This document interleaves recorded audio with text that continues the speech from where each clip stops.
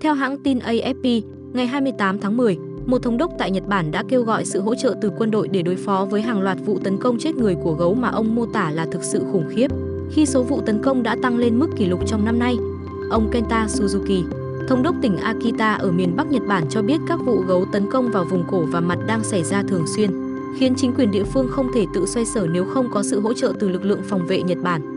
Tân Bộ trưởng Quốc phòng Shinjiro Koizumi cam kết chính phủ sẽ tận dụng tối đa năng lực và thẩm quyền để khôi phục an toàn cho khu vực. Nguyên nhân của các vụ tấn công được cho là do biến đổi khí hậu và nhiệt độ ấm lên làm thay đổi chu kỳ ngủ đông của loài gấu, đồng thời gây thiếu nguồn thức ăn tự nhiên như hạt dẻ sồi, khiến gấu hoạt động nhiều hơn trong mùa lạnh và càng xâm nhập sâu vào khu dân cư. Ngoài ra, dân số con người suy giảm cũng là một yếu tố chủ chốt khác. Dù mỗi năm đều có nhiều con gấu bị bắn hạ, nhưng số lượng thợ săn lại giảm mạnh do dân số Nhật Bản đang già hóa, khiến chúng càng có thêm cơ hội tiến sâu vào các khu vực ít dân cư.